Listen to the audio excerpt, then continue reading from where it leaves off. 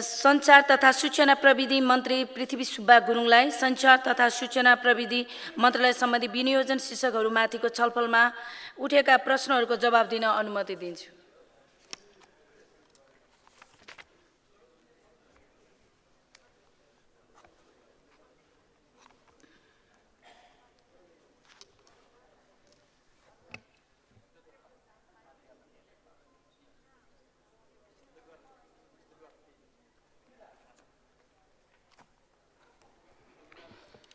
सम्माननीय सभामुख महोदय, विनियोजन विधेयक 2082 में सञ्चार तथा सूचना प्रविधि मन्त्रालयको लागि प्रस्तुत वार्षिक कार्यक्रमहरूको सम्बन्धमा माननीय सदस्यज्यूहरूबाट व्यक्त जिज्ञासा, प्रश्न एवं छलफलको क्रममा उठाउनुभएका विषय तथा प्रस्तुत गर्नुभएको रचनात्मक सुझावका लागि म सबै मान्यज्यूहरूलाई हार्दिक धन्यवाद व्यक्त गर्दछु। आगामी दिनमा समेत मन्त्रालयले तय गर्ने नीति तथा कार्यक्रमहरूमा यहाँहरूको रचनात्मक सल्लाह र सुझावलाई मार्गदर्शन रूपमा लिने विश्वास गर्दा दिलाउँछु। सम्माननीय सभामुख महोदय, सूचना प्रविधिको क्षेत्रमा विकसित नवीनतम प्रविधिहरूको अधिकतम उपयोग गर्ने, यस क्षेत्रमा निजी क्षेत्रलाई आकर्षित गर्दै निर्यातयोग्य सूचना प्रविधि उद्योगको विकास गर्ने, सूचना प्रविधिको क्षेत्रमा युवा जनशक्तिलाई आकर्षित गरी रोजगारी र स्वरोजगारीको अवसर सिर्जना गर्ने तथा व्यावसायिक सार्वजनिक सेवा प्रवाहमा सूचना प्रविधिको अधिकतम उपयोग गरी विकासको आधार स्तम्भको रूपमा सूचना प्रविधिको उपयोग गर्ने लक्ष्यका साथ आगामी दशकलाई सूचना प्रविधि दशकको रूपमा अगाडि बढाइएको छ। सूचना प्रविधि मार्फत आर्थिक सामाजिक रूपान्तरण एवं आर्थिक समृद्धि हासिल गर्ने सञ्चार तथा सूचना प्रविधि मन्त्रालयको दीर्घकालीन सोच रहेको छ। मन्त्रालयको आगामी आर्थिक वर्ष 2082-83 को नीति तथा कार्यक्रम र बजेट मूलतः आम सञ्चार, दूरसञ्चार, सूचना प्रविधि, हुलाक सेवा, चलचित्र र मुद्रण गरी 6वटा क्षेत्रमा आधारित रहेको कुरा जानकारी गराउन चाहन्छु। आर्थिक वर्ष 2082-83 में यस मन्त्रालय र अन्तर्गतका निकाय समेतको लागि रु 7 अर्ब 71 करोड 99 लाख विनियोजन भएको छ, जुन कुल राष्ट्रिय विनियोजनको 0.393% मात्रै हो, 1% पनि छैन। जसमध्ये 75% चालु तर्फको अनिवार्य दायित्वको रूपमा रकम हो भने बाँकी रकम पुँजीगत खर्चतर्फ विनियोजन भएको छ। यसको साथै मन्त्रालयको कार्यक्षेत्रसँग सम्बन्धित विषयमा नेपाल दूरसञ्चार प्राधिकरण, नेपाल दूरसञ्चार कम्पनी लिमिटेड, सार्वजनिक सेवा प्रसारण संस्था नेपाल टेलिभिजन रेडियो नेपाल, गोरखपत्र संस्थान, राष्ट्रिय समाचार समिति एवं चलचित्र विकास बोर्डले समेत नेपाल सरकार र आफ्नै आन्तरिक स्रोत समेत परिचालन गर्दै आएका छन्। सुशासन र विद्युतीय शासन प्रवर्धन एवं सदाचारको परिपालनमा मन्त्रालय प्रतिबद्ध छ। नेपाल सरकारको नीति तथा कार्यक्रम र बजेट वक्तव्यमा समावेश भएका मन्त्रालय सम्बद्ध विषयहरूको कार्यान्वयन र तोकिएका सूचकहरूको लक्ष्य प्राप्तिको लागि मन्त्रालयले वार्षिक कार्यक्रमहरूको एकीकृत कार्ययोजना तयार गरी विक्रम 2082 श्रावणदेखि कार्यान्वयनमा ल्याउने र नियमित समीक्षा एवं अनुगमन मूल्याङ्कन गरिने बेहोरा मान्य सचिवलाई अवगत गराउँछु। सम्माननीय सभामुख महोदय, अब म मान्य सदस्यज्यूहरूले मन्त्रालयसँग सम्बन्धित बजेट तथा कार्यक्रम उप छलफलका क्रममा राख्नुभएका जिज्ञासा एवं उठाउनुभएका विषय सन्दर्भहरूलाई क्षेत्रगत रूपमा सम्बोधन गर्न चाहन्छु। आम सञ्चार 1. विचार तथा अभिव्यक्ति स्वतन्त्रता एवं प्रेस स्वतन्त्रताप्रति सरकार पूर्ण प्रतिबद्ध छ। माननीय सदस्य भक्ति चौधरीज्यूले उठाउनु भएको रेडियो टेलिभिजनको सेवा प्रवाह प्रविधि मैत्री छ कि छैन भन्ने सम्बन्धमा आम सञ्चार क्षेत्रलाई मर्यादित, जिम्मेवार, जवाबदेही, उत्तरदायी र विश्वसनीय बनाउन आवश्यक नीतिगत तथा कानुनी सुधारका लागि विद्यमान ऐन कानुनमा समसामयिक संशोधन एवं नयाँ तर्जुमा गर्ने काम सुरु गरिएको छ। विक्रमसम्म 2014 सालदेखि कायम रहेका पुराना ऐनहरूलाई खारिज गरी नयाँ नीति, ऐन, तर्जुमा एवं संशोधन लगायतका कार्यलाई प्राथमिकता साथ कार्यान्वयन गरिनेछ। 2. माननीय सदस्य प्रेम सुवालज्यूले उठाउनु भएको सञ्चार माध्यमको विज्ञापन, भाषा तथा प्रस्तुतिकरण लगायतका विषयको नियमनको लागि मन्त्रालयले आगामी आर्थिक वर्षमा विज्ञापन ऐन तथा नियमावलीमा संशोधन गर्ने बेहोरा समेत जानकारी गराउँदछु।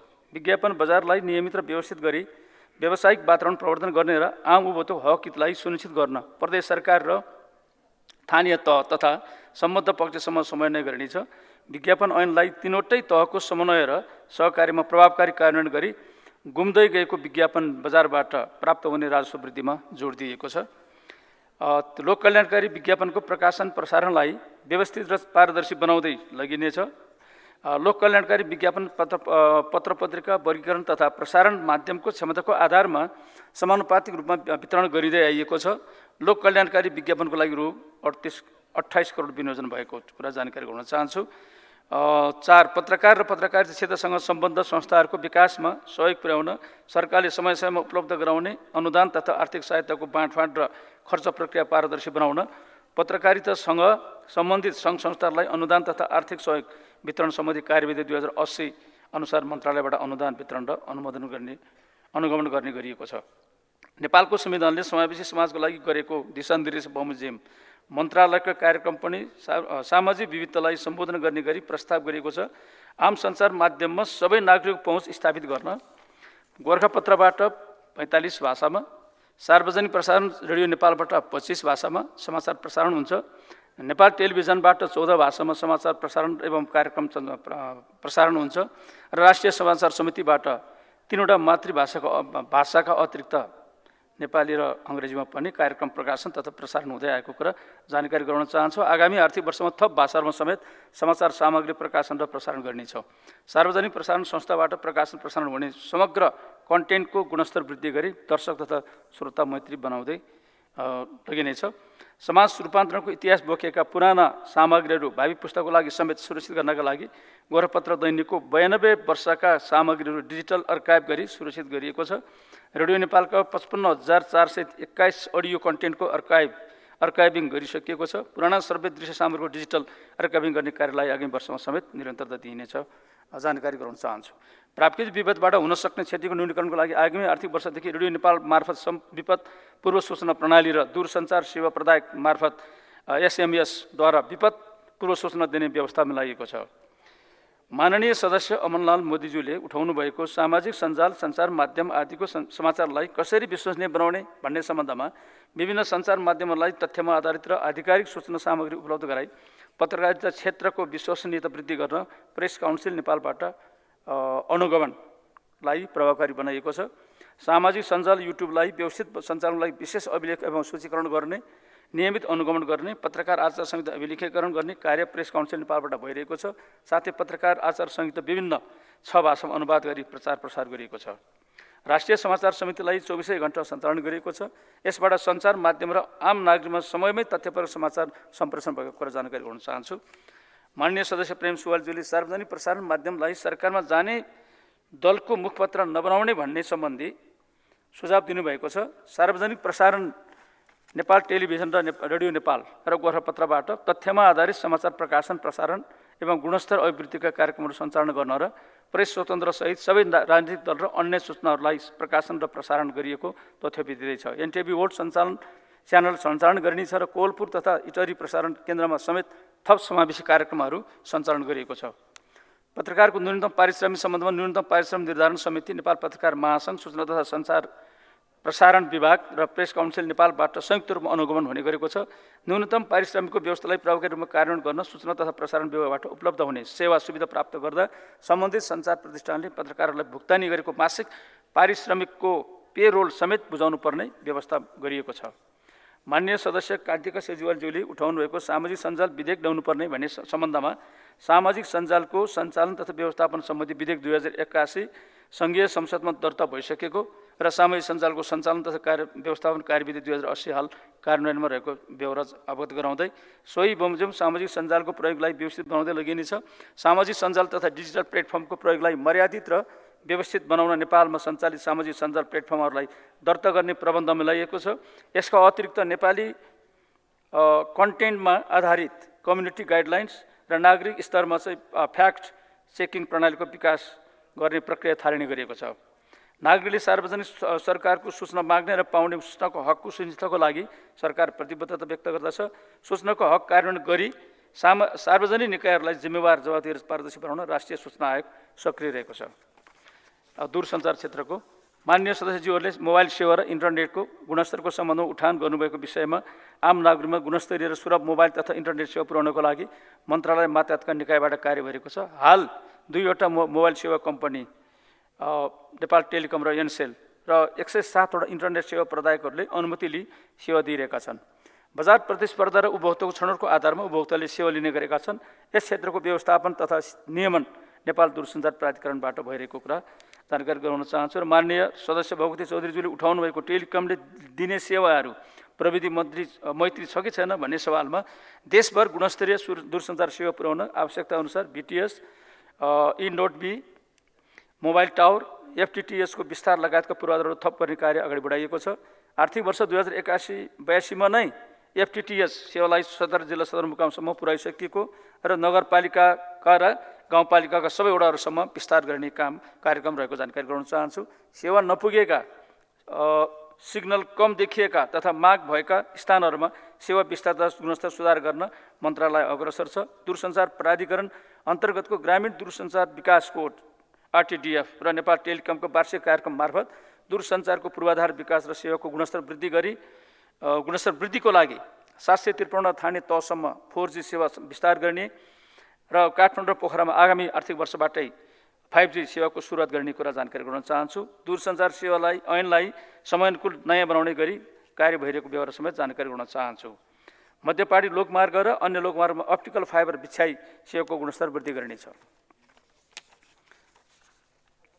सूचना तथा सञ्चारको पहुँच वृद्धि गर्ने उद्देश्यले सुरु गरिएको ब्रोडब्यान्ड इन्टरनेट सेवा स्थानीय तहका 6566 वटा केन्द्रमा पुगेको साथै आगामी आर्थिक वर्षमा सबै वडामा पुर्याउने कार्य भइरहेको छ। त्यसैगरी 4272 स्वास्थ्य केन्द्र र 5341 सामुदायिक माध्यमिक विद्यालयमा समेत ब्रोडब्यान्ड इन्टरनेट जडान कार्य सम्पन्न भएको छ। आगामी आर्थिक वर्षमा सामुदायिक विद्यालय र स्वास्थ्य केन्द्रमा ब्रोडब्यान्ड इन्टरनेट विस्तार गरिनेछ। विद्यालयमा अनलाइन मार्फत शिक्षण सिकाइ हुन सक्ने गरी दूरसञ्चार पूर्वाधारको विस्तार गरिनेछ। सम्बद्ध 2081 साउन 1 गतेदेखि रेडियो फ्रिक्वेन्सीको सम्बन्धमा मोबाइल सेवामा पूर्ण रूपमा विविध प्रविधि तटस्थता नीति अवलम्बन गरिएको छ। दूरसञ्चार सेवाको रेडियो फ्रिक्वेन्सी बाँडफाँड मूल्य सम्बन्धी नीति 2080 मा गरिएको यस व्यवस्थाले मोबाइल सेवा प्रदायकहरूबाट नेपाल सरकारलाई वार्षिक रूपमा प्राप्त भइरहेको रेडियो फ्रिक्वेन्सी बापतको शुल्कमा वृद्धि भई हरेक वर्ष थप रु 40 करोड प्राप्त हुने अवस्था देखिएको छ। चालु आर्थिक वर्षमा सेवा प्रदायकहरूबाट नेपाल सरकारलाई रेडियो फ्रिक्वेन्सी बापत प्राप्त रकम रु 4 अर्ब 59 करोड प्राप्त भएको छ। मोबाइल ब्रोडब्यान्ड सेवाको लागि रेडियो फ्रिक्वेन्सीको न्यूनतम र अधिकतम सीमा निर्धारण गर्नुको साथै हाल प्रयोगमा नरहेको फ्रिक्वेन्सी सदुपयोग गरी वितरण गर्ने व्यवस्था मिलाइने कुरा जानकारी गराउन चाहन्छु। माननीय सदस्य प्रेम सुवालज्यूले उठाउनु भएको NCL को पुँजीगत लाभकरको बारेमा समितिबाट छानबिन भई आवश्यक कारबाही भइसकेको र टेरामक्सो भ्रष्टाचार सम्बन्धमा अख्तियार दुरुपयोग अनुसन्धान आयोगबाट अनुसन्धान भई न्यायिक निकायमा प्रवेश गरिसकेको विषयमा जानकारी गराउन चाहन्छु। सूचना प्रविधि क्षेत्रको सुशासन विकास र समृद्धिका लागि डिजिटल नेपालको दूरदृष्टिसहित 2076 सालबाट सुरु भएको डिजिटल नेपाल फ्रेमवर्क परिमार्जन गरी कार्यान्वयन गरिनेछ। सरकारी तथा सार्वजनिक सेवामा नागरिकको पहुँचलाई सहज बनाउन र सेवाहरूको दक्षता बढाउन अधिकांश सेवाहरूलाई नागरिक एपमा आबद्ध गर्ने गरी प्रणाली विकास गरिएको छ। सबै सरकारी निकायको वेबसाइटमा एकरूपता ल्याई एकीकृत वेबसाइट व्यवस्थापन प्रणाली कार्यान्वयनमा ल्याइएको छ। वेबसाइटमा हुन सक्ने साइबरजन्य सुरक्षा जोखिम न्यूनीकरणको लागि वेब मोनिटरिङ प्रणाली अवलम्बन गरेको छ। सार्वजनिक सेवा प्रवाहलाई छिटो सरल सहज र पारदर्शी बनाई प्रभावकारी सेवा प्रवाहको लागि एकीकृत कार्यालय व्यवस्थापन प्रणालीमा सबै सङ्घीय मन्त्रालय लुम्बिनी प्रदेशका सबै मन्त्रालयहरू आबद्ध भएका छन्। आगामी आर्थिक वर्षमा यस प्रणालीको विस्तार गरी सबै प्रदेश र स्थानीय तहहरूमा समेत आबद्ध गर्ने चाहिँ व्यवस्था मिलाइनेछ। माननीय सदस्य रमा कोइराला पौडेलज्यूले उठाउनु भएको साइबर अपराध नियमन तथा नियन्त्रण गर्ने ऐन बनाउनु पर्यो भन्ने उहाँको प्रश्नमा सुझावमा सूचना प्रविधि साइबर सुरक्षा सम्बन्धमा व्यवस्था गर्न बनेको विधेयक सङ्घीय संसदमा दर्ता भइसकेको व्यवहार माननीयज्यूलाई म जानकारी गराउन चाहन्छु। साइबर आक्रमणको पहिचान रोकथाम र प्रतिकार्य गर्दै उत्थानशील साइबर स्पेस तयार गर्ने उद्देश्यका साथ राष्ट्रिय साइबर सुरक्षा केन्द्रको स्थापना पनि गरिएको छ। 24 घण्टा 7 दिन साइबर सुरक्षा केन्द्रलाई क्रियाशील बनाउँदै साइबर जोखिमको पूर्वानुमान र जोखिम न्यूनीकरणलाई थप प्रभावकारी बनाइने कुरा जानकारी गराउन चाहन्छु। विद्युतीय तथ्याङ्कहरूको सुरक्षा भण्डारण र उपयोगलाई व्यवस्थित बनाउन विद्युतीय तथ्याङ्क सुरक्षाको सुनिश्चित गरिनेछ। स्वदेशमा निर्मित सफ्टवेयरको प्रयोगलाई प्रवर्धन गर्ने नीति अवलम्बन गरिएको छ। गुणस्तर सुनिश्चित भएका र सेवा सञ्चालनलाई सक्षम स्वदेशी सफ्टवेयरहरूको उपयोगको लागि मापदण्ड निर्धारण लगायतका कार्य गरिएको। हाल 24 घण्टा सञ्चालनमा रहेको कार्यकारी डेटा सेन्टर एकीकृत डाटा सञ्चालन केन्द्रलाई थप व्यवस्थित र सुरक्षित बनाइनेछ। डेटा मिररिङ सहितको डिजास्टर रिकभरी सेन्टर सञ्चालनमा ल्याइनेछ। निजी क्षेत्रबाट सञ्चालित डेटा सेन्टरको मापदण्ड निर्धारण गरी स्तरीकरण र नियमन गरिनेछ। सञ्चार तथा सूचना प्रविधि क्षेत्रमा दक्ष दृष्टिको आकर्षण बढाउनको लागि सूचना प्रविधि विषयमा स्नातकोत्तर एमफिल र विद्यावृत्ति गर्ने विद्यार्थीलाई विश्वविद्यालय अनुदान आयोगको सहकार्यमा छात्रवृत्ति प्रदान गर्ने र सार्वजनिक सेवा क्षेत्रमा कार्यरत जनशक्ति क्षमता अभिवृद्धि गर्ने कार्यक्रमहरू अगाडि बढाइएको छ। आगामी आर्थिक वर्षमा सूचना प्रविधि मन्त्रालयमा उच्च शिक्षामा अध्ययनरत 100 जना विद्यार्थीहरूलाई इन्टर्नसिप उपलब्ध गराइनेछ। सूचना प्रविधि क्षेत्रका उद्योगहरूलाई विदेशमा शाखा खोल्न तथा लगानी गर्न सक्ने गरी कानुनी प्रबन्ध गरिएको कुरा जानकारी गराउन चाहन्छु। माननीय सदस्य कृष्ण कुमार श्रेष्ठज्यूले उठाउनु भएको स्वास्थ्य क्षेत्रमा एआई को प्रयोग गर्नुपर्ने भन्ने सुझावका सम्बन्धमा सूचना प्रविधि क्षेत्रमा विकसित नवीनतम प्रविधिको उपयोग गर्न एआई सम्बन्धी नीति स्वीकृतिको चरणमा रहेको छ र आगामी आर्थिक वर्षमा कृत्रिम बौद्धिकताको प्रयोग प्रवर्धन र नियमनको लागि कृत्रिम बौद्धिकता एआई केन्द्रको स्थापना गरिनेछ। विश्वविद्यालयहरूसँगको सहकार्यमा large language model LLM AI सम्बन्धी प्राविधिक तथा नैतिक मापदण्ड र डेटा सेट विकास गरिनेछ। एआई स्टार्टअपको लागि लगानी प्रवर्धन गर्न आवश्यक रकम विनियोजन गरेको छ। आगामी आर्थिक वर्षमा 7% डिजिटल साक्षरता कार्यक्रम सञ्चालन गरी सूचना प्रविधिको सुरक्षित प्रयोगको आधार तयार गरिनेछ। अन्तिममा हुलाकको सुई पुनर्संरचना पश्चात स्थापना भएको एक थानीय तह एक हुलाक संरचना मार्फत प्रभाव हुने सेवा प्रभावकारी बनाउन आगामी आर्थिक वर्षबाट एक थानीय हुलाक एक स्मार्ट हुलाक कार्यक्रम लागू गरिनेछ। हुलाक संरचनालाई छरितो र चुस्त बनाउने लागि छ। हुलाक सेवालाई क्रमशः आधुनिक र प्रविधिमन्त्री बनाउँदै लगिएको छ। हाल नागरिकता, राजधानी, एम्बोस्ड नम्बर प्लेट, राष्ट्रिय परिचय पत्रको ढुवानी हुलाक संरचना मार्फत हुँदै आएको छ। नेपालभित्र हवाई सेवा पुगेका जिल्लाहरूमा द्रुत डाक सेवा एक्सप्रेस मेल सर्भिस EMS विस्तार भएको छ भने विभिन्न 39 देशसँग वैदिक द्रुत डाक सेवा EMS सेवा सञ्चालनमा छ। हुलाक सेवाको पुनः संरचना मार्फत मौजुदा साधन स्रोतको पुनः क्षमतामा परिचालन गर्दै नयाँ व्यावसायिक ढाँचामा लैजाने तयारी गरेको छ। नेपाल व्यापार एकीकृत रणनीति 2080ले गरी समेत हुलाक सेवालाई ई-कमर्सको लागि विकास गर्ने उद्देश्य लिएको तथा प्रस्तुत बजेट वक्तव्यमा पनि हुलाक कार्यालयहरूलाई क्रमशः स्मार्ट हुलाकमा विकास गर्ने लक्ष्य लिएकोले यसै अनुरूप हुलाक सेवाको पुनर्संरचना पूर्वाधार विकास गर्दै लगिनेछ। नेपाली चलचित्रलाई अन्तर्राष्ट्रिय चलचित्र बजारका नवीनतम प्रवृत्ति र असल अभ्यास अनुसरण तथा स्वदेशी चलचित्रको अन्तर्राष्ट्रिय स्तरमा नै गैर व्यावसायिक प्रदर्शनहरू चलचित्र महोत्सव अवार्ड कार्यशाला स्क्रिप्ट विकास कार्यशालाको लागि क्रान्स, बर्लिन, भेनिस, बुसान, सार्क लगायतका प्रमुख अन्तर्राष्ट्रिय चलचित्र महोत्सवमा सहभागितालाई प्रोत्साहन गरिँदै आएको छ। काभ्रेको बनेपामा अत्याधुनिक प्रविधियुक्त छायाङ्कन स्टुडियो निर्माणको कार्य प्रारम्भ भएको छ। नेपालका अन्य सम्भावित छायाङ्कन स्थलको पोस्टर तयार गरिएको यस क्षेत्रमा लगानी गर्न इच्छुक स्वदेशी विदेशी लगानीकर्तालाई लगानीको लागि सहजीकरण गरिएको जानकारी गराउन चाहन्छु। अन्त्य मुद्रण सुरक्षण मुद्रण सम्बन्धी ऐन 2081 बमोजिम संवेदनशील प्रकृतिका मुद्रणलाई देशभित्रै छपाई हुने गरी सुरक्षण मुद्रण सम्बन्धी पूर्वाधार निर्माण भइरहेको छ। नागरिकता, हुलाक टिकट, अन्तःशुल्क स्टिकर, सवारी धनी प्रमाणपत्र नेपालमै छपाईको कार्य थालिने गरी भएको छ। सुरक्षण मुद्रण केन्द्रबाट सवारी चालक अनुमति पत्र छपाई गर्ने काम पनि प्रारम्भ भएको छ। सम्माननीय सभामुख महोदय, सञ्चार तथा सूचना प्रविधिको क्षेत्रमा भएको तीव्र विकासले आर्थिक, सामाजिक, शैक्षिक लगायत क्षेत्रमा प्रभाव पारेको छ। विश्वमा विकसित नवीनतम प्रविधिको प्रयोग गर्दै समृद्धिको लक्ष्य प्राप्ति गर्नुपर्ने अवस्था छ। आगामी आर्थिक वर्षमा मन्त्रालयले सञ्चालन गर्ने कार्यक्रमहरूको गुणस्तरको सुनिश्चितसहित समयमै सम्पन्न गरी लक्षित उपलब्धि हासिल गर्ने प्रतिबद्धता व्यक्त गर्दछु। विगतमा जस्तै कार्यक्रम कार्यान्वयनको क्रममा समेत मान्य सदस्यहरूको साथ र सहयोगको अपेक्षा गरेको छु। यहाँहरूको रचनात्मक सहयोग र सुझावलाई मन्त्रालयले कार्य सम्पादनको मार्गदर्शन रूपमा लिने विश्वास दिलाउन चाहन्छु र यो प्रश्न गर्नुहुने सम्पूर्ण मान्य सदस्यलाई म धन्यवाद दिएर आफ्नो भनाइ टुङ्गाउँछु। धन्यवाद।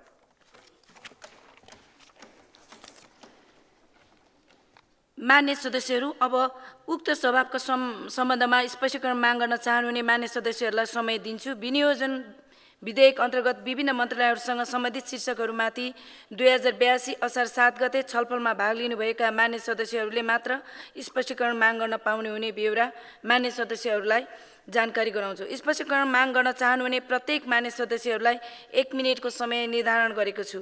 मान्य सदस्यहरू स्पष्टीकरण माग गर्न चाहनुहुनेमा मान्य सदस्यहरूले सजिलोको लागि आफ्नो आफ्नो नाम सभामुखको डाइसँगै बसेका सचिवालयका कर्मचारीलाई 3 मिनेटभित्र लिखित रूपमा उपलब्ध गराइदिनु हुन अनुरोध गर्दछु। माननीय माधव सापकोटा, त्यसपछि माननीय अमनलाल मोदी।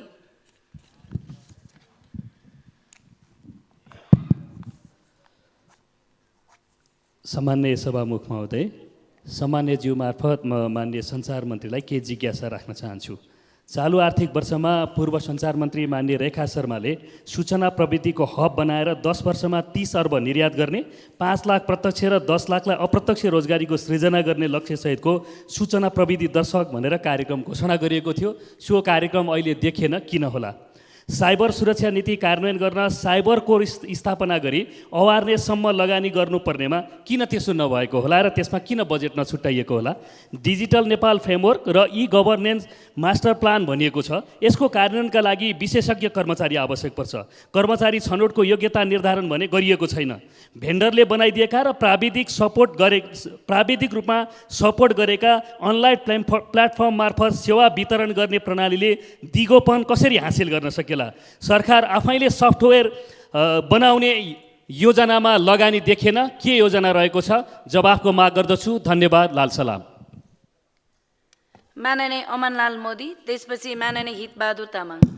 सामान्य सभामुख महोदय मार्फत सूचना तथा सञ्चार प्रविधि मन्त्रीलाई केही प्रश्न गर्न चाहन्छु। उहाँले केही दिन अगाडि सामाजिक सञ्जाल जस्तै फेसबुक, टिकटक लगायत धेरै चाहिँ कानुनी दायरामा ल्याउने र नेपालमा अफिस खोल्ने र नेपालकै अफिस खोल्ने नखोलेको खण्डमा बन्द समेत गराउने भनेर उहाँले बोल्नुभएको थियो। यो प्रक्रिया कहाँसम्म पुग्यो? इन्टरनेट महसुल फरक तिरिरहेका छन् सभामुख महोदय। ती इन्टरनेट महसुल तिरिसकेपछि त्यो सेवा प्रवाह जनताले पाइरहेका छैनन्। त्यसको अनुगमन, त्यसलाई कारबाही के त्यस्तो छ व्यवस्था, त्यसको बारेमा जान्न चाहन्छु। धन्यवाद। माननीय हितबहादुर तामाङ, त्यसपछि माननीय रामप्रकाश चौधरी। सम्माननीय सभामुख महोदय, म सभामुखज्यू मार्फत माननीय मन्त्रीज्यूलाई केही प्रश्न गर्न चाहन्छु। काठमाडौँ उपत्यका वरिपरि भइकन पनि हाम्रो बागमती प्रदेशका धेरैजसो जिल्लाहरूमा यो 4G सेवा पनि राम्रोसँग विस्तार भइरहेको छैन। त्यसको विस्तारको लागि मोबाइल टावरको व्यवस्थापन गर्न खर्चको के कस्तो सोच बनाएको छ, म प्रश्न गर्न चाहन्छु। र अर्को, यो सार्वजनिक सञ्चार माध्यमहरूबाट मातृभाषामा विज्ञापन गर्ने बारे सरकारले के कस्तो नीति लिएको छ, म प्रश्न गर्न चाहन्छु।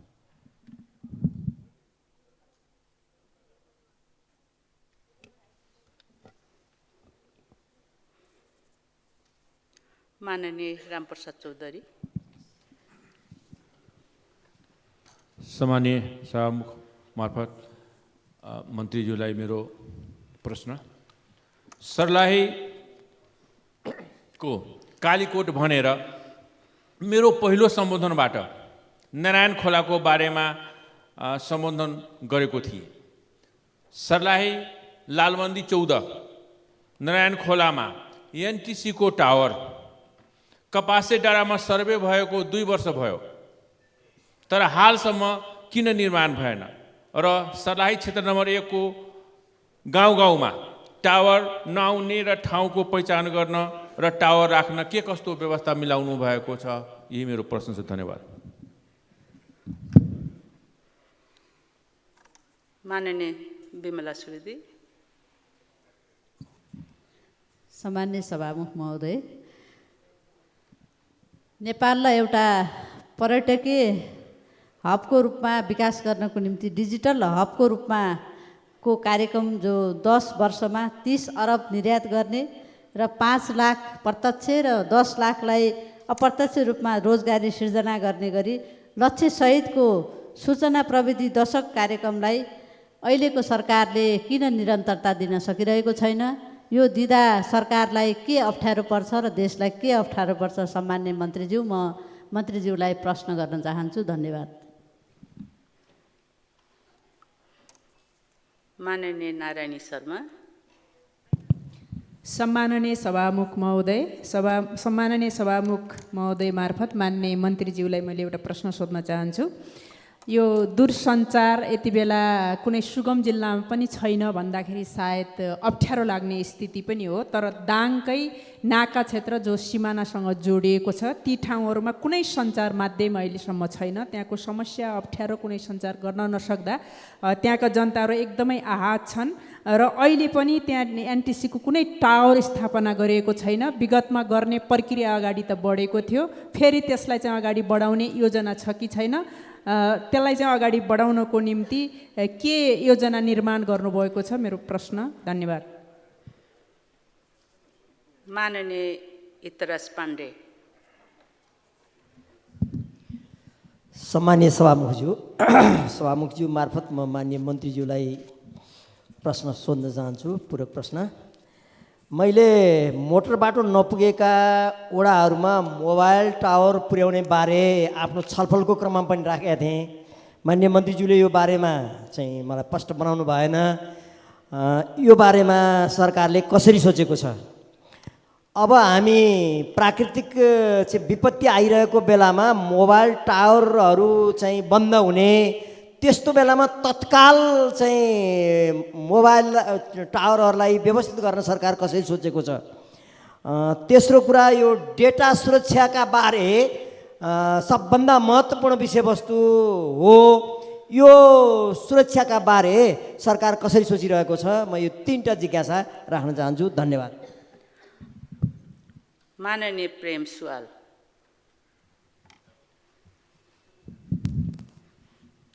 सभामुख महोदय, सञ्चार मन्त्रीजीसँग जिज्ञासा राख्न चाहन्छु।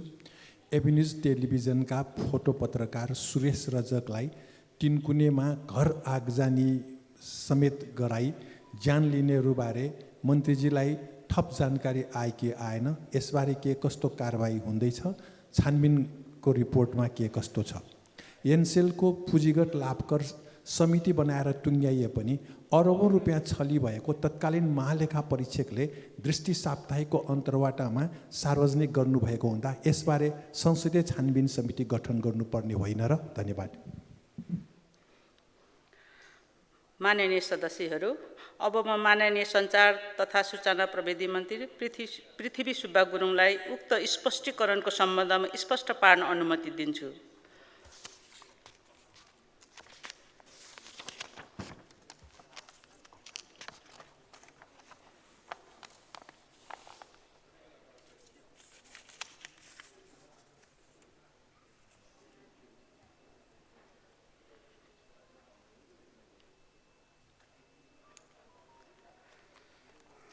सामान्य सभामुख महोदय, सब प्रश्नकर्ता मान्यज्यूलाई म धन्यवाद दिन चाहन्छु, आभार व्यक्त गर्न चाहन्छु यो स्पष्ट पार्ने कामको लागि।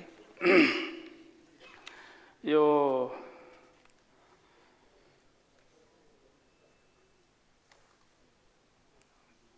विगतको सरकारले यो सूचना तथा सञ्चार क्षेत्रमा अगाडि सारेका कार्यक्रमहरू कन्टिन्यू भएन कि भन्ने चाहिँ मान्यहरूको चाहिँ जिज्ञासा छ। यो सबै चाहिँ कुनै कार्यक्रम चाहिँ अक्षरशः चाहिँ काटिएको या चाहिँ थपिएको चाहिँ होइन। ती कार्यक्रमहरू यथावत छन्। हामी चाहिँ गत वर्ष नै घोषणा भएको विषय के थियो भने यो वर्ष नै घोषणा भएको के थियो, गत वर्ष नै गएको वर्ष घोषणा भएको थियो। अनि अबको दशक सूचना प्रविधिको दशक हो र यो सूचना प्रविधिको दशकमा 2027-28 इस्वीसम्मतिर चाहिँ हाम्रो यो डिजिटल इकोनोमीको चाहिँ कन्ट्रिब्युसन चाहिँ करिब 5% पुर्याउने भन्ने पनि त्यतिखेरको कुरा हो। र यो 30 अरब 30 खरबको डिजिटलको चाहिँ जे जे कुराहरू छ त्यतिखेर हामीले गरेर यो चिजबाट हामी पछाडि हटेको छैनौँ। तर खास गरी त्यो भएको के मात्रै हो भनेदेखि डिएनएफ चाहिँ फ्रेमवर्क चाहिँ डिजिटल नेपाल फ्रेमवर्क जुन बनाएका छौँ हामीले पहिला, त्यो डिजिटल नेपाल अब धेरै पुरानो भइसकेको, त्यसले धेरै कुरा सम्बोधन गर्न नसकेको, त्यस कारणले डिएनएफ नेपाल 2.0 चाहिँ हामीले यसपटक चाहिँ बनाएर फेरि यो चाहिँ 8वटा चाहिँ सरकारी क्षेत्रहरूमा चाहिँ यो चाहिँ कार्यान्वयन गर्ने, डिजिटल चाहिँ इकोनोमीको डेभलप गर्ने भनेर चाहिँ त्यो कार्यक्रम फेरि पनि कन्टिन्यू भएको जानकारी गराउन चाहन्छु। समस्या कहाँनिर मात्रै हो भने गत वर्ष पनि डिएनएफ चाहिँ डिजिटल नेपाल फ्रेमवर्कको कार्यक्रमको लागि 58 करोड चाहिँ वर्ल्ड ब्याङ्कको चाहिँ लोन थियो।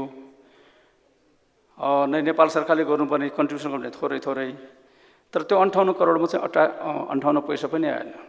त्यस कारणले मान्यज्यूहरूले उठाउनु भएको चाहिँ यो डिएनएफ कार्यक्रम अगाडि नबढेको, यो क्षेत्रमा कुनै विकास नभएको, डिजिटल इकोनोमीको डेभलपमेन्ट काम नभएको भन्ने कुरा चाहिँ व्यवहारमा नदेखिएको कुरा साँचो हो नि। किनभने हामीसँग चाहिँ पैसा भनेर यो वर्ल्ड ब्याङ्कले हामीलाई चाहिँ त्यो रकम चाहिँ वर्ल्ड ब्याङ्कबाट उपलब्धै भएन। त्यस कारणले यो चाहिँ पुरानो चाहिँ कार्यक्रमहरू चाहिँ चेन्ज गरेको, यो नयाँ कार्यक्रम ल्याएको होइन। यो चाहिँ आम रूपमा चाहिँ हाम्रो 16औँ चाहिँ पञ्चवर्षीय योजनाले उठाएको र अहिले चाहिँ तपाईँको डिजिटल इकोनोमीलाई नेपालको चाहिँ इकोनोमीमा चाहिँ महत्त्वपूर्ण चाहिँ एउटा अङ्गको रूपमा लिनुपर्छ भन्ने कुरा चाहिँ यथावत रहेको कुरा जानकारी गराउन चाहन्छु। र फेरि यो सोसल मिडियाको चाहिँ दर्ताको बारेमा मैले धेरै कुरा गरेको छु। अहिलेसम्म हाम्रो प्रबन्ध के रहेछ भन्दाखेरि सोसल मिडिया सामाजिक सञ्जाल प्लेटफर्महरूको चाहिँ दर्ता गर्नको लागि र त्यसको दर्ता पछाडि पोइन्ट अफ कन्ट्याक्ट हुनको लागि र सरकारसँग अरू चाहिँ सहमति गर्नको लागि चाहिँ हाम्रो सामाजिक सञ्जाल नियमन या चाहिँ के अरे सञ्चालन निर्देशिका 2080 मात्रै छ। त्यस कारणले त्यसले चाहिँ धेरै कुराहरू चाहिँ सम्बोधन गर्न नसकेका हुनाले हामीले चाहिँ त्यो सामाजिक सञ्जाल विधेयक बनाएर अहिले चाहिँ हामी संसदमा पेश गरिसकेका छौँ। यसमा चाहिँ भएको त्यस कारणले योभन्दा अगाडि पनि टिकटक बन्द भएको थियो, पछि चाहिँ हामीसँग त्यो निर्देशक अनुसार उनीहरूले निवेदन गर्यो अनि उनीहरू दर्ता गरे र हामीले राखेको शर्तहरू उनीहरूले मान्न तयार भए, उनीहरूले पोइन्ट अफ कन्ट्याक्ट तोके।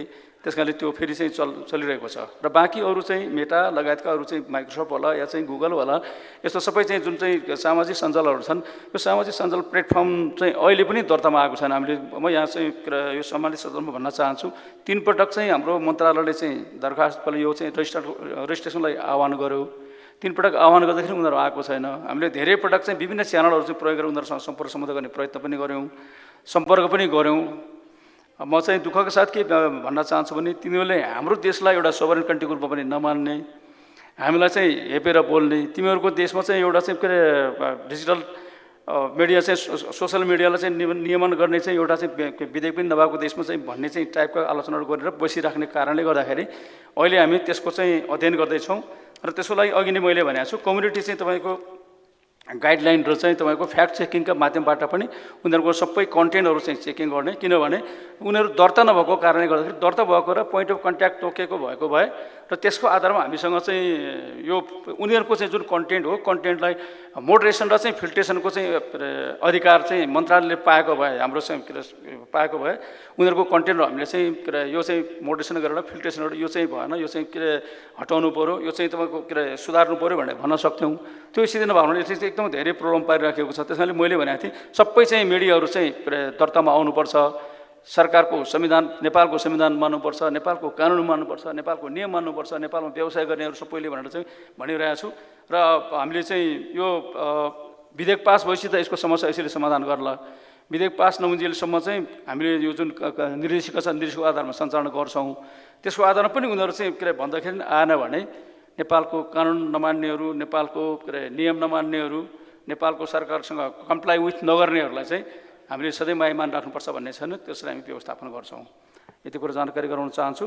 र आइएसपिएनवाला यसपटक चाहिँ धेरै वर्षदेखि यो चाहिँ इन्टरनेट सर्भिस प्रोभाइडरहरू जस्तो वर्ल्डलिङ्कवाला, सुबिसुवाला, भाइनेटवाला यिनीहरूले चाहिँ झगडा गरेर मुद्दा लडेर बसिराखेको मुद्दा उनीहरूले हारे, मुद्दा हारेपछि धेरै वर्षपछि यसपटक चाहिँ हामीले करिब 4 अरब रुपियाँ यो आइएसपिएनहरूले बुझाउनु पर्ने रकम हामीलाई बुझाएर तिनीहरू चाहिँ कार्यक्रम गरिरहेको छ। फेरि पनि म यहाँ चाहिँ सम्मानित सदनमा चाहिँ म निवेदन गर्न चाहन्छु, जानकारी गराउन चाहन्छु कि केही आइएसपिएनहरू अहिले पनि आफूले तिर्नुपर्ने चाहिँ के अरे दायित्वहरू चाहिँ नतिरिकन बसिरहेको, विभिन्न बहानाबाजी गरिरहेको स्थिति छ। हामीले उहाँहरूलाई चाहिँ फेरि पनि तिर्नुपर्छ भनेर इन्सपायर गर्ने काम गरिरहेका छौँ, इन्करेज गर्ने काम गरिरहेका छौँ। त्यसो पनि नभएको खण्डमा तिनीहरूको सबै चाहिँ फेरि त्यो पनि बन्द हुने कुरा र तिनीहरूलाई चाहिँ तपाईँको क्षतिपूर्ति उहाँहरूबाट लिनुपर्ने कुरा चाहिँ म यहाँहरूसँग जानकारी गराउन चाहन्छु। र जसले राम्रो काम गरिरहेको छ उनीहरूको चाहिँ सेवा चाहिँ निरन्तर अगाडि बढिरहेको र उहाँहरूलाई चाहिँ सरकारको तर्फबाट मन्त्रालयतर्फ आवश्यक चाहिँ समन्वय र सहकार्य गरेको सहयोग गरेको कुरा जानकारी गराउन चाहन्छु। अब यो 4G सेवा हाम्रो चाहिँ अहिलेको उद्देश्य के छ भने यो वर्ष यो अब आगामी वर्ष 82-83 सालभित्र नेपालको भनिन्छ करिब 65 लाख घरधुरी, सबै घरधुरीमा सबै चाहिँ पालिकामा सबै गाउँमा सबै ठाउँमा जहाँ जहाँ नेपाली छ त्यो ठाउँमा चाहिँ हामीले 4G कभरेज पुर्याउने भनेर चाहिँ अभियान चलाएका छौँ। तर यसमा अहिले चाहिँ हामी हाम्रो समस्या मान्यज्यूहरू धेरैले उठाउनु भएको छ, दाङको कुरा उठाउनु भएको छ, अरू ठाउँ सर्लाहीको कुरा उठाउनु भएको छ, थुप्रै ठाउँको कुरा उठाउनु भएको छ होइन। त्यो समस्या कहाँनिर छ भनेदेखि हामीले योभन्दा अगाडि बिटिएस टावरहरू चाहिँ जुन निर्माण गरेका थियौँ, निर्माण गरेको टावरहरू 333वटा टावरहरू बनाउन चाहिँ बाँकी रहँदै ठेकदारले काम छोडेर भागेको, त्यो ठेकदारलाई अहिले पनि ल्याएर काम गर्न नसकेको र पछि मात्रै हामी आइसकेपछि अब त्यो ठेकदारले बल्ल काम सुरु गर्न सकेको छ र 333वटा चाहिँ यस्तो केही ठाउँहरूमा जहाँ जहाँ पहिले बनिसकेको त्यसमा बिटिएस राख्ने कुराहरू थप्ने कुराहरू चाहिँ हुन्छ यसपटक चाहिँ। बाँकी 1200 चाहिँ के अरे बिटिएस टावर राख्ने हाम्रो प्लानिङ छ। त्यो प्लानिङ चाहिँ को लागि पनि अहिले पनि हाम्रो चाहिँ यो टेक्निकल इभ्यालुएसनको काम चाहिँ हुँदै स्पेसिफिकेसनहरू चाहिँ बनाउने काम हामी सकेका छौँ। अब चाहिँ त्यो टेन्डरमा जान्छ र त्यो टेन्डर प्रक्रिया चाहिँ सम्पन्न भइसकेपछि आगामी आर्थिक वर्षमा चाहिँ यो 1200 अरू टावरहरू चाहिँ थपिने कुरा र त्यो टावरहरू थपिँदाखेरि पहिलेका टावरहरू धेरै होचा होचा टावर रहेछन् पहिला, त्यो टावरको चाहिँ होचा टावर ठाउँमा अग्लो टावर बनाउनु पऱ्यो। र खास गरेर नेपाल टेलिकमको हिसाबले भन्दाखेरि मध्य प्रदेशको 8वटै जिल्लामा नेपाल टेलिकमको टावरहरू धेरै कम भएको र अहिले चाहिँ हामीले चाहिँ पहिलो प्रायोरिटी मध्य प्रदेशलाई दिएको, किनभने त्यहाँ जनसङ्ख्या धेरै छ। व्यावसायिक हिसाबले पनि नेपाल टेलिकमलाई फाइदा हुने र धेरैभन्दा धेरै जनताले चाहिँ त्यसको चाहिँ कभरेज जनतालाई कभरेजभित्र पार्न सक्दाखेरि जनताको सेवा पनि हुने चाहिँ हुनाले र हामी त्यहाँ प्राथमिकता दिन्छौँ। त्यसबाहेक चाहिँ हामी त्यस्तो ठाउँहरू दुर्गम ठाउँहरूको चाहिँ हाम्रो प्रायोरिटी छँदैछ, किनभने दुर्गम चाहिँ क्षेत्रमा चाहिँ टेलिकमको विकास गर्ने कोषै चाहिँ हामीले खडा गरेका छौँ। त्यो कोषबाट हुने खर्चहरू यस्तो पूर्वाधारको निर्माण गर्दाखेरि हामी दुर्गम क्षेत्रलाई पनि प्रायोरिटी दिन्छौँ। त्यस कारणले यो दुईटै क्षेत्र दुर्गम र चाहिँ जहाँ चाहिँ धेरै मान्छे छ, धेरै व्यवसायहरू छ, धेरै ग्राहकहरू छन्, त्यो ठाउँमा चाहिँ हाम्रो टेली कभरेज ल्याउने र सबै ठाउँमा चाहिँ टेलिकम कभरेज ल्याउने ढङ्गले चाहिँ हामी पूर्वाधार निर्माण गर्ने गर्दैछौँ। र साथै इन्टरनेटको चाहिँ सबै ठाउँमा पहुँचको लागि पनि हामीले यो ब्रोडब्यान्ड कनेक्टिभिटी जुन चाहिँ बनाउँदैछौँ, राजमार्गहरूमा जुन ब्रोडब्यान्ड कनेक्टिभिटी हामी बिछ्याउँदै थियौँ, मध्य प्रदेश, कोशी प्रदेश र बागमतीमा त्यो काम भइरहेछ र लुम्बिनी र गण्डकीमा हामीले निजी क्षेत्रलाई दिएको त्यो बिछ्याउने कामको ठेक्का तर निजी क्षेत्रले बिचमा चाहिँ काम गर्न नसकेर छोडेको हुनाले त्यो फेरि चाहिँ पुनः टेन्डरमा जानु पर्दाखेरि काम सुरु भएको छैन। यो वर्ष बल्ल अब आगामी वर्ष सुरु हुन्छ।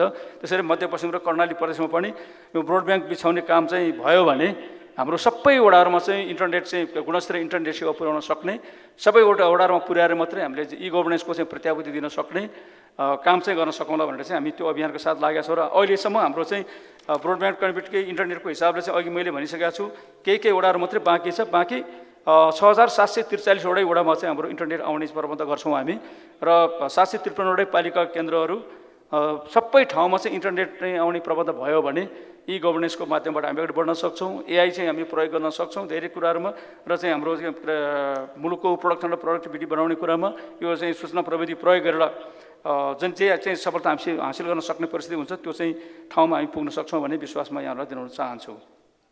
र सार्वजनिक सञ्चार चाहिँ माध्यम चाहिँ पहिलोचोटि अब नेपालको भारत पछाडि चाहिँ सायद साउथ एसियामा हामी नेपाल हो कि सार्वजनिक सेवा पहिलेको रेडियो नेपाल त्यो एउटा सरकारी सेवाको रूपमा सत्ताको चाहिँ ताबेदारीको रूपमा चाहिँ स्थापित थियो, त्यही ढङ्गले स्थापित गरेको रेडियो नेपाल, त्यही ढङ्गले स्थापित गरेको नेपाल टेलिभिजन। अहिले चाहिँ हामीले त्यसलाई चाहिँ तपाईँको संसारको दुईवटा मोडेल भन्दा एउटा मोडेल, एउटा चाहिँ एउटा कमर्सियल मोडेल छ जसले चाहिँ आफ्नो ग्राहक कस्तो छ, आफ्नो चाहिँ के अरे श्रोता कस्तो छ भन्दाखेरि पनि कहाँ चाहिँ के चाहिँ गर्दाखेरि चाहिँ नाफा हुन्छ भन्ने चाहिँ सोच्ने अमेरिकन मोडेल छ एउटा। अर्को चाहिँ ब्रिटिस मोडेल, एउटा चाहिँ सोसियलिस्ट मोडेल पनि भन्छौँ हामी, जो चाहिँ तपाईँको जनतालाई चाहिँ पिपुल फर्स्ट, नेसन फर्स्ट र चाहिँ ह्युम्यानिटी फर्स्ट भन्ने चाहिँ जुन कन्सेप्टका साथ चाहिँ यो सञ्चार माध्यमलाई सञ्चालन गर्ने एउटा चाहिँ जुन नीति छ, त्यही नीतिमा चाहिँ अहिले हामी हिँडिरहेका छौँ। हामीले चाहिँ रेडियो नेपाल र नेपाल टेलिभिजनलाई चाहिँ अब पब्लिक सर्भिस ब्रोडकास्टिङ कर्पोरेसनको रूपमा उनीहरूलाई डेभलप गरेर जहाँ चाहिँ जनतालाई चाहिँ प्रमुख ठानेर, नागरिकलाई प्रमुख ठानेर, या चाहिँ देशलाई प्रमुख ठानेर चाहिँ यो चाहिँ सञ्चालन गरिराखेका हुनाले त्यस कारणले यो चाहिँ यो देशमा सबै चाहिँ जनताहरू जसले चाहिँ विभिन्न मातृभाषीय जनताहरू छन् उनीहरूको भाषामा पनि यो रेडियो नेपालमा समाचारहरू आउने, कार्यक्रमहरू आउने, नेपाल टेलिभिजनमा समाचार कार्यक्रम आउने पनि त्यही कारणले हो। र अब हामी गोरखपत्र संस्थानलाई पनि पब्लिक सर्भिस प्रिन्टिङ चाहिँ मिडियाको रूपमा चाहिँ डेभलप गरेर यो चाहिँ समाजवादको आधारहरू तयार गर्ने कुरामा, जनतालाई प्रमुखता दिने कुरामा चाहिँ हाम्रो मिडियाहरूले चाहिँ कसरी योगदान पुर्याउन सक्छ भन्ने नयाँ कन्सेप्टमा चाहिँ पिएसबीको कन्सेप्टमा हामी गएको हुनाले अब मान्यले उठाउनु भएको विज्ञापन नीति पनि सबै चाहिँ भाषामा, अरू भाषामा पनि हुनसक्छ, तर त्यो प्रोग्राम आउनु पऱ्यो, त्यस्तो चाहिँ प्रस्तावहरू आउनु पऱ्यो। त्यो चाहिँ बाटो खुलाएको कुरा जानकारी गराउन चाहन्छु। र मैले मधेसको टावरको कुरा पनि भने एनटिसीको टावर बिचमा चाहिँ बनेर चाहिँ त्यो 2-3 वर्ष चाहिँ त्यसै चाहिँ अधुरो भएर बसेको कुरा पनि बिचमा ठेक्कापट्टा चाहिँ तोडिएर चाहिँ त्यस्तो भएको चाहिँ यसरी पनि मैले जानकारी गराएँ। अब त्यो सबै यो आगामी वर्षभित्र पुरा हुन्छ, त्यो कुरा पुरा हुने कुरा पनि म माननीयलाई चाहिँ निवेदन गर्न चाहन्छु। र नेपाललाई चाहिँ डिजिटल हब चाहिँ बनाउने भनेर चाहिँ हामी गफ त धेरै हाँकेका छौँ होइन, तर डिजिटल हब बनाउने कुरा चाहिँ हाम्रो पूर्वाधारै बनाएको छैन। डिजिटल पूर्वाधार बनाउनको लागि चाहिँ सरकारले अहिलेसम्म चाहिँ सरकारको बजेटको न्यूनताको कारणले यसको यो क्षेत्रमा प्रायोरिटी कम दिएको कारणले, यद्यपि हामी चाहिँ के अरे सूचना प्रविधि दशकमा प्रवेश गर्यो भन्छौँ, अब कति वर्षभित्र चाहिँ हामी 5% GDP-मा कन्ट्रिब्युसन डिजिटल इकोनोमीले गर्छ भनेर पनि गफ पनि लाउँछौँ हामी त्यो योजना पनि बनाइरहेका छौँ। तर स्रोतको अभावको कारणले गर्दाखेरि हामीले चाहिँ आवश्यक मात्रामा चाहिँ डिजिटल इन्फ्रास्ट्रक्चर बनाउन नसकेको कारणले गर्दाखेरि यसबाट लिनुपर्ने चाहिँ लाभ चाहिँ लिन नसकेको कुरा जानकारी हुनुहुन्छ। र मन्त्रालय चाहिँ यो डिजिटल पूर्वाधार बनाउने कुरामा चाहिँ आफ्नो प्रायोरिटीका साथ लागिरहेको कुरा म यहाँ चाहिँ जानकारी गराउन चाहन्छु। र दूरसञ्चारको कुरा मैले टावरको कुरा पनि मैले गरिहालेँ।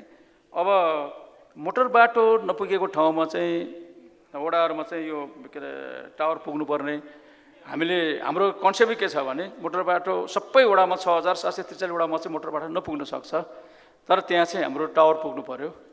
हाम्रो चाहिँ ब्रोडब्यान्ड कनेक्टिभिटी पुर्याउनु पर्यो भनेको छौँ। अझ हामीले अहिले ब्रोडब्यान्ड कनेक्टिभिटी पुर्याउन सकेन भने पनि हामीले चाहिँ राउटरहरू राखेर भए पनि हरेक वडामा चाहिँ तपाईँको इन्टरनेट आउने प्रबन्ध गर्ने, इन्टरनेटको चाहिँ क्वालिटीलाई चाहिँ तपाईँको अझ चाहिँ गुणस्तरीय बनाउने, त्यसो गरेर मात्रै हामी ई गभर्नेन्समा जान सक्छौँ।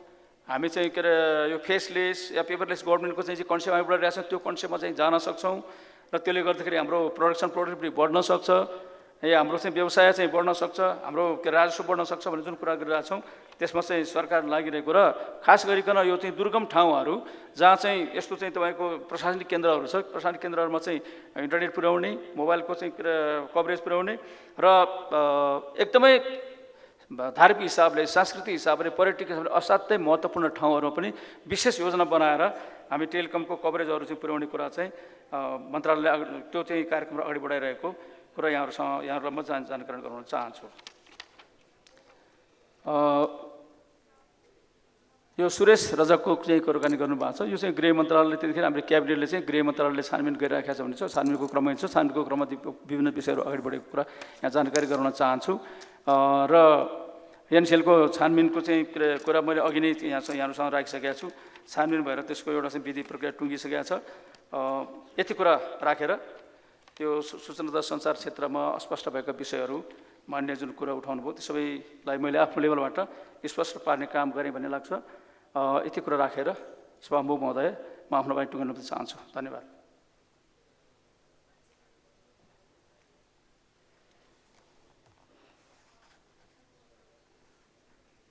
माननीय सदस्यहरू, सञ्चार तथा सूचना प्रविधि मन्त्रालय सम्बन्धी विनियोजन शीर्षकमाथिको छलफल यही समाप्त हुन्छ।